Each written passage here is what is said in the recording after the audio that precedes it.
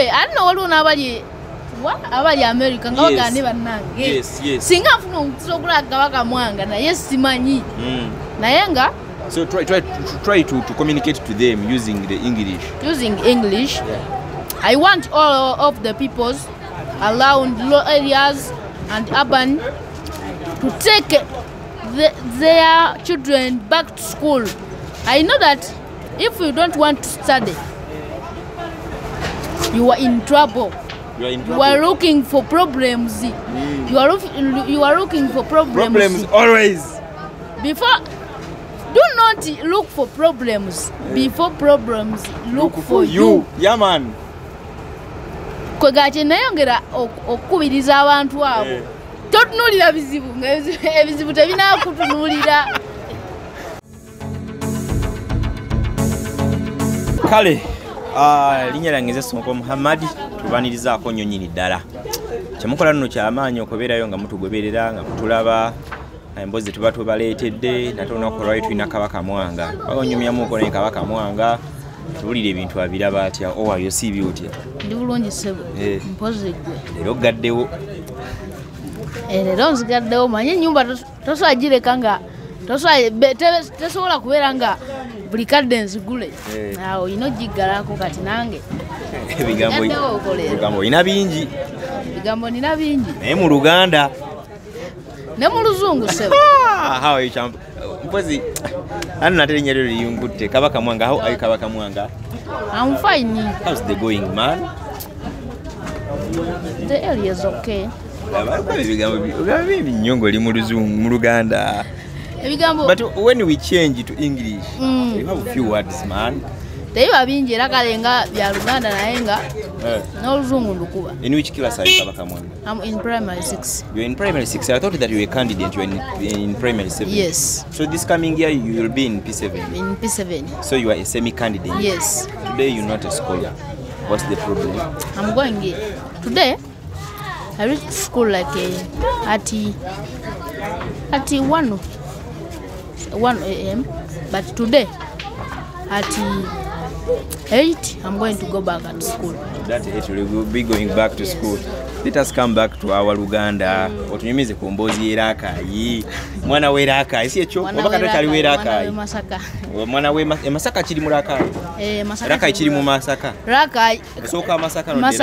Masaka district ndala ne Rakai district. Naye okutuuka Rakai yoyita Masaka ne weeyongerayo. Yoyita Masaka ne weeyongerayo. Wali eri wansi. Ndeyo wala nnyo. Kati enkuba etonnya eyo wamu. Era etonnya olaba etonnya mu kibuga kati. Wasimatuka ekyalo wegomba okuddayo mu kyalo. Asobola kudda mu kyalo. Ate kiki? Watu wenti wange kyalo kyekirungi abaana abaliyo balina empisa balabika bulungi teri bireekana ng'eno Kampala. Naye Kampala enyuma nnyo kubanga kati Kampala okera kwetulira naye kati Kampala okola ki? Okera kwetulira kale bw'obanga wasoma n'okera ku mirimu gyo naye mu kyalo musajja wattu nkumbi eri mu kyalo lwaki nze badde ngosinga kulima kyeyo nze mbadde nnima bumonde. Obumonde gye buli babulimanyi ewamu? Babulimanyi ewaka eyo. Naki ate emmwanyi teziri eyo? Emmwanyi nakyo gye ziri. Ate ebitooke byonna kwe gabirira Rakai. Oba abasezi abangi bava n'emmeso lima ebitooke batugamba Rakai eyo abasezi abali eyo. Bali nera si bangi nga bwe babatenda. Omufamire omwamu temwali mu basezi batugamba nk'ojjawa Kabaka Mwanga tekyazinga n'omujja mu kyalo yali musezi. Ezo ngambo z'abantu naye nga si bituufu. Naye nga abasezi bo balinga balabakayo. Abasezi era abo bawala noga nti kati eyenju y'abasezi. Ng'ogitwala ize. Kati bw'ova Rakai n'oyingira Kampala tugambe nti wasimatuka ekyalo. Kwegamba nasimatuka ekyalo. Kabaka Mwanga osimatuka otya ekyalo ate ojja epaka eno Kampala. Nange nalabirabirabizaawo bya Mukama Katonda. Naye olwanga mwatuzze mu kibuga nali manyi nze sirituuka. Naye natuuka. Embeera y'ekyalo naye mpeddemu essuubi naye Mukama nanyamba ne nzija mu kibuga era ekibuga kirungi nnyo. Buli kimu ekiri mu kibuga kirungi. Osimatuka otya ekyalo? Ngeza kutubuliramu ku vidiyo ekyalo. Twava ewaka ndowooza obudde nga weewuti sikyemanyisa waziri mu 10. Rwimoja kukimye? Rwimoja nkimye. Kati olwajja nze nali nkoma okumanya kyotera.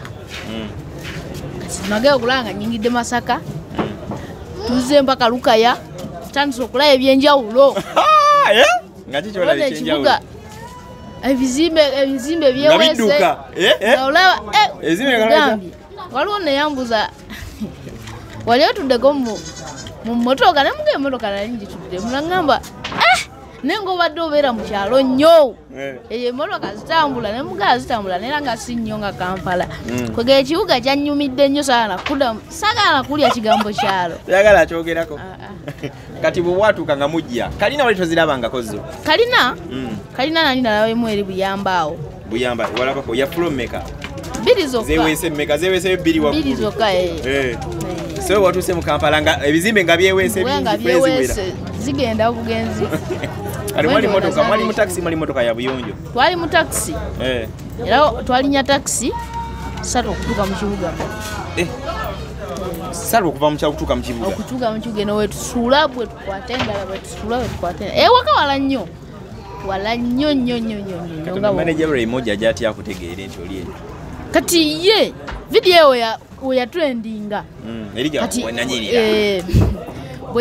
kati ye we yagiraba kajuga nagikolera ku simu ya sister wange kati yo lwagiraba nawulira kweganga nga bonalaba nga kwegamba waliwo omuntu ekimuyitako ng'olaba mutuufu ekimuyitako nga tafunyeemu nagamba wano wo alina okufunamu naye ekituufu yanyamba era mwebaza kubanga byenfunyemu bingi osobola okukolera emyaka 3 nga byenfunye tonnabifuna ngaki laptop nze gyemanyi gye baakuba gyemmanyi waliwo ate gisinga mpozi n'okutambula mu bibuga ebizimbe ebyeweese tebyeffe baatuzaalira wano tubimanyi already mubimanyi naye bambadde ebintu bingi era bannayuganda mbeebaza bangulidde engoye kwega buli kimu nakifunye kyenadde njagala okusoma nsomera bwereere laptop masuuti byonna nyambala nina galubindi zonna zirina buli kimu nkirina era nga bondaba era nebaza nnyo bannayuganda era nebaza nnyo n'essomero lyange gyensomera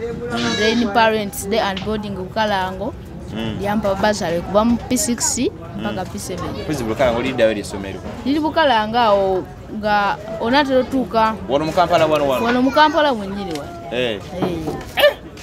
kati embeera ogiraba otya lero mpozi weekend embeera ogiraba otya abaana ku ssomero bagamba batya bakulaba abaana ku ssomero banjagala nnyo era bakuba n'akadde nga tebagala kuva mu majijisa balabye Kabaka Mwanga era nabo mbeebaza bwemuba nga muli mu break bagenda otuuka okuba akadde abaana badde munda mu kiraasi nga tebagala kuddayo nga bakyagala okulaba Kabaka eyanyirira nga bagala okulaba kweyanyirira idea yeevawe yayanyirira just wakwata akantu abamu bagamba fuuka star accidentally tewabiriiko kyo nekikuba bukubi era saabiriiko era nga boogera ekituufu saabiriiko nakwata bukwasi video kweganga webagamba nti Mukama akebera mitima kati awo maneja wange yakebera mu mutima gwa maneja wange naga mbutuufu omusajja ono yasanye okubeera ne Kabaka Mwanga kwegananga ekintu nkiganyiddwamu nnyo ate era ne bazadde bange bakiganyiddwamu kubanga sente ngezezaako okuzifuna kwega ate ne bazadde bange basanyufu kubanga nsoma nebagamba yo omwana waffe yalinga alimu obumonde oli yamutwala mu Kampala akomewo eno tekisoboka nemukyalo wali osoma naye balabika abe tebasomesa bulungi luzungu mu kyalo because Kabaka Mwanga za English no za English da English wabulabulamuko wabulabulamuko naye ogenda okutambula omala kwavula kati ogenda okikwasa mpola era kikwasaganya mpola namukwano gwe bamita Josh Jamaica Josh kayimba bakayita atyamu mukwano gwa Raymond oyo akunyumirwa era nga musajja omulabako bonko omugamba soka mpisizeemu awo akantu naye batugamba otera okukola obulango manager oto omugambye kulabya ka tripai nakakola akakalango manager wange kale waliwo namulabe nga simusanyufu eri akalanga simusanyufu akalanga ako kale twakakola accidentally kubanga kati waliwo wa boda kugabe twakolera bo bayitira mu wa boda kati yo wa boda olwatwane tebatuwa sente ze okufuluma nga manyi manager sente bakoze iki kabina so kalinda command okuwewa manager ayogere then okole ekyo kyajanga accidentally manyi tewali kijanga Mukama tasazeewo kati bo bagamba ki tebanyega muba kuba ku media ndi banyega basirisi era basirize naye nga tebankolamu bulungi nange kubanga kampani eyo eyingiza sente nyingi naye ate okunkozesa akalango sebo n'otampa sente tebankola bulungi era ne manager wange sawa zino simusajja. Okay, bw'otunuulira omutimbagano kwa TikTok gwakuleeta baana ki bw'otunuulira ku TikTok n'ogamba gundi ekyaddala kikuba singa mbeerako nga gundi nensukako wano weni ng'olaba akusingako? Ansinga ku TikTok nze gwenda atera gwe neegomba bamuyita Yiga Sharifu. Vaawo naawe Yiga Sharifu ssebo oyo yaggwawo yakyali wulira be basajja batandikawo TikTok wano. Walinga omulaba edda oba omulidde bamwogedde kwano ngoze mukama? Nalinga mulaba ssebo. Omulabirawo edda batugamba omuntu gwakolera ka video esimu okolera ka video bali bazze buzzi mu kyalo eyo ku Christmas nakola ka video accident. So mami wange alina smart. Mami wagina? Mami wange alina. Wayo network era akayeyo. Network ajezibeera ntono. Si nyingi. Wekitewe. Kati so walinga omulaba kati Yiga kye kikunyumisa ku biri bye babeerangako nga beevuma lwakuba nti Yiga bba wa 10 ki ekyali kikunyumira ku Yiga? Bannange. Nenze sikyamulaba gw'omulabako eyo? Yiga mulaba. Uwo wasembayo mulaba ddi maaso ku maaso? Ye maaso ku maaso. Wasembayo mulaba ddi? Ndowooza wiiki nga bbiri emabega. Wulira Yiga Sharifu mumanyi. Miki mumanyi. Kyakala mumanyi. Kwegaba bonna baserebo. Kaŋŋambe bwentyo naye nga nze buli kimu kibuga kintambulidde bulungi. Okay, kitwagala ogamba abantu tetukute wano eno kubanga tulaba ekintu kyogezaako kitambuza wano wale wanawali. Kyengamba abantu nze nyongera nnyo okubiriza abazadde omanyi nze tetwatambudde ng'otambula nogera mu kifo naye nga bw'otuuka mutuufu mu kifo awo nga okusoma kwetaagisaawo. Kati nze kyenyongera okukubiriza abaana abazadde abaana benyigire nnyo mu kusoma n'abazadde beyongera okutwala abaana mu masomero. Kyenkubiriza abafaani bange namwe mwena abali eyo abanjagadde banaye mwebale nnyo kubanga era singa simmwe singa siringa wano bwendi. So omuntu aba akwetaaga era na contactinga Raimoja manager wo? Aba alina contactinga Raimoja. Okay, ono ye Kabaka Mwanga soko oyogere mu kongo baliyogera kyali kitya wagamba otya? Bwe nakwata no video eyo era nga yaga nti yajanga accidentally ezigeganzisa biriiko njugira nali ndina wakaawo nga sister wange ataddeawo esimu ku power bank eri mu kuchajiga kati nenjijjako nenteekamu video nenga banaye mwana gwe ndi eno naye gwe nga nanyirira okitegeera kati we nalize mala video nenteekako Kabaka Mwanga. Kabaka Mwanga na trendinga Kabaka Mwanga nafuuka ekizibu ku TikTok. Ekigambo Kabaka Mwanga kivawe Kabaka Mwanga wamuulirako? Kabaka Mwanga nze jjajja wange kale yali akyogera kale gwe ganange ne kinkwata nga newe mba kale ntambula yali akyogera nga gamba ati mulina kyokoze kibaga bane Kabaka Mwanga kale walinga nga kale tugeze nga ayina omanyi yakyazanya abagenyi kati nga bw'aba akyaziza abagenyi amasowaani gago godduka bw'ogooza bano mwana gwe kolede bulungi nga Kabaka Mwanga abange Kabaka Mwanga yakolera bulungi abantu kati nange bwe nali nkola vidiyo eyo olwagimaliriza Kabaka Mwanga nenkita kwegamba vidiyo netrendinga era nebaza Katonda. So Kabaka Mwanga n'okikutula n'okikuba bulungi Kabaka Mwanga nenkikutula nenkita yensonga lwaki ndi wano. Oli Muganda naawe? Nze ndi Muganda era tata wange naye Muganda jajja wange kwegaba fena tuli Baganda.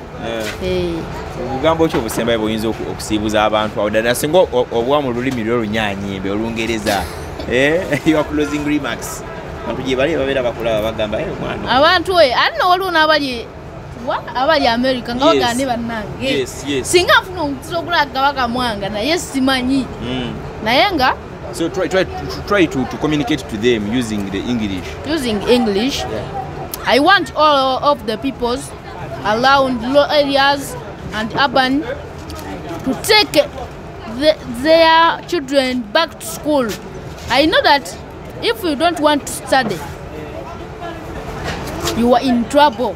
You are looking for problems. You are looking for problems. Always. Before, do not look for problems. Before problems look for you. Yeah, man. Kwegakye nayongera okubiriza abantu abo. Totunulira bizibu, ebizibu tebinakutunulira. You have to look for peace.